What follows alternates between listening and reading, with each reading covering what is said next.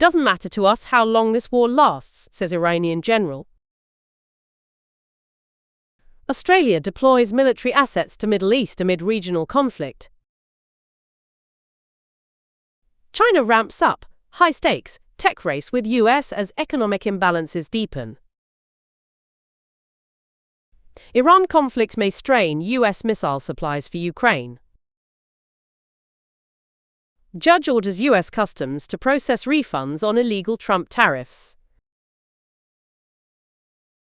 Iran has pledged to continue its military operations until its objectives are achieved, as tensions in the Gulf continue to escalate. Iranian General Qamar Haydari, deputy commander of the Khatam al-Anbiya Central Headquarters, said Iran would not abandon the conflict and vowed to inflict heavy losses on the United States. Speaking to the semi-official Tasnim news agency, Haydari said Iran was prepared for a prolonged confrontation, noting the country's experience during the 8-year Iran-Iraq War. Meanwhile, the Islamic Revolutionary Guard Corps said its naval forces struck a U.S. tanker in the northern Gulf early Thursday. The IRGC also warned that military and commercial vessels linked to the United States, Israel, and allied European countries would not be allowed to pass through the region. It added that Iran reserves the right to control passage through the Strait of Hormuz during wartime, under international law. The developments come as tensions in the Gulf continue to rise, raising concerns about regional security and potential disruption to global shipping routes. Australia has deployed military aircraft and crisis response teams to the Middle East as part of contingency plans to evacuate its citizens amid escalating regional tensions. The move follows US-Israeli strikes on Iran that reportedly killed Iran's supreme leader, Ayatollah Ali Khamenei.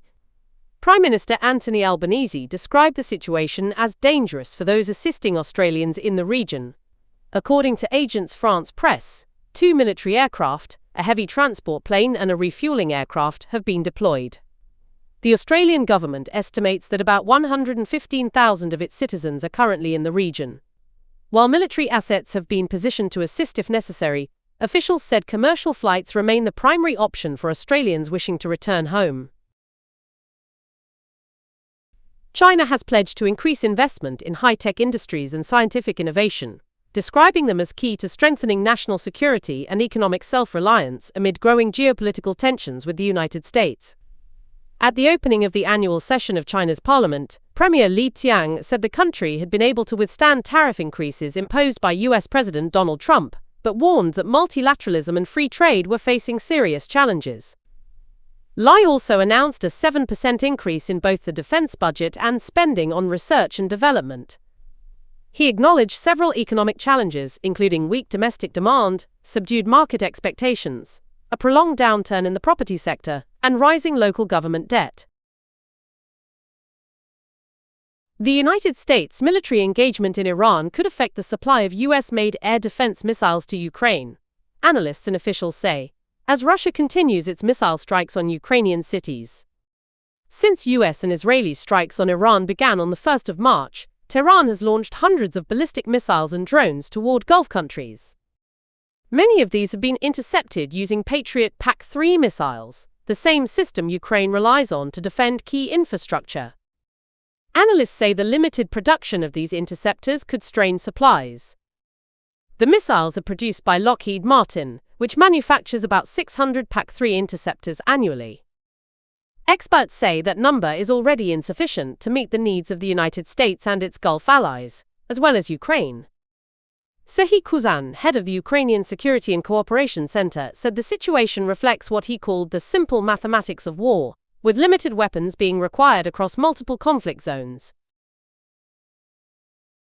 A judge at the United States Court of International Trade has ordered the U.S. government to begin issuing potentially billions of dollars in tariff refunds to importers. Judge Richard Eaton ruled on Wednesday that companies which paid tariffs later deemed illegal must be repaid with interest. The decision follows a Supreme Court of the United States ruling last month that found the tariffs had been collected unlawfully. In a court filing, Eaton instructed U.S. Customs and Border Protection to finalize the cost of imported shipments without applying the disputed tariffs. This step, known as liquidation, determines the final amount owed on goods brought into the country. Importers typically pay an estimated duty when goods enter the United States, with the final cost calculated about 314 days later. By removing the tariff from that calculation, the process would generate refunds for affected shipments. The judge said customs regularly issues refunds when duties are overpaid and should be able to adjust its system accordingly.